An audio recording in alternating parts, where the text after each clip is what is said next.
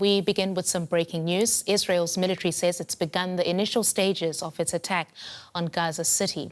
The military declared the city a dangerous combat zone and says it's ending the tactical pauses that allowed humanitarian aid into the area.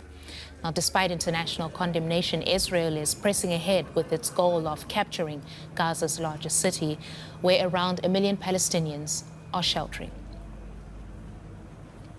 And we can now talk to DW's Fanny, our senior international correspondent in Jerusalem, for us on the story. So, Fanny, the Israeli military has already been operating in parts of Gaza City, and it has so far claimed it would not expand operations before evacuating the majority of the estimated 1 million Palestinians living there.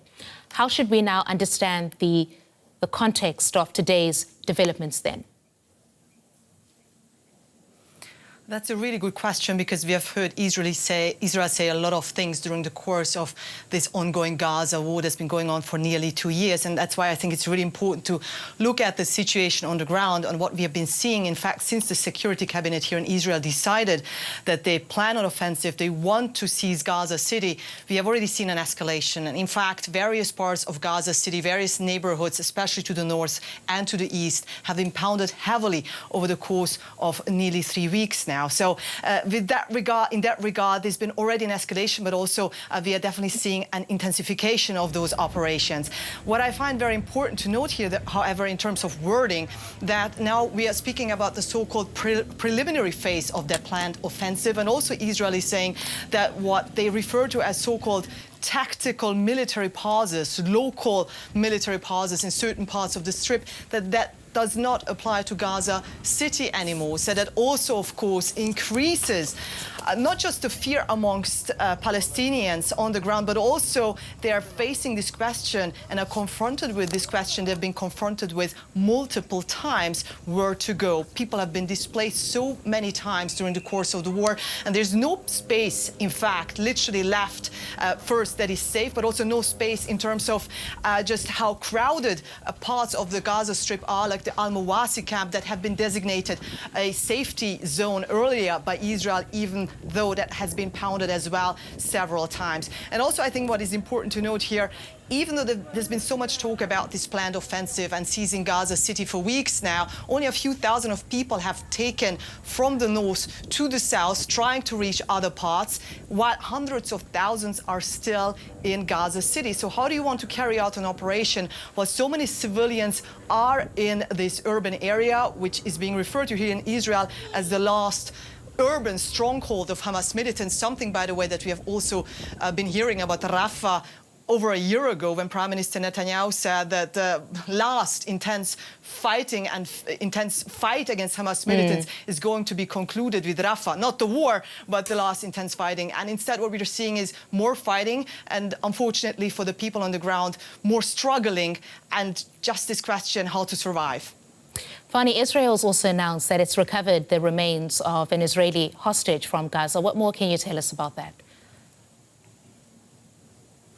Israel's Prime Minister Netanyahu has broken that news that Mr. Weiss, who was, by the way, a resident of Kibbutz Be'eri that was heavily attacked on October 7th. In fact, more than 100 people have been killed by Hamas militants that day, and one of them was Mr. Weiss. Now, his body was taken to Gaza, and that's been recovered now. It definitely brings, or likely brings, some closure for the family, because also the wife and also the daughter of Mr. Weiss has been abducted, but they've been released alive in a first temporary ceasefire end of 2023. But it also shows to people who have been taken to the streets for so often, for so many times now, that the hostages that are still alive and inside Gaza, about 20 of them are believed to be alive, that they are also facing the risks of so many others before them, that they are going to die or be killed in this ongoing fight between Hamas militants and Israel before they can make it out alive. All right, that's DW's Fanny Facsar in Jerusalem for us. Thank you, Fanny. We appreciate that. Thousands of people continue to flee Gaza City as Israel moves ahead with plans to take control of the area. The offensive could displace some 1 million people sheltering there.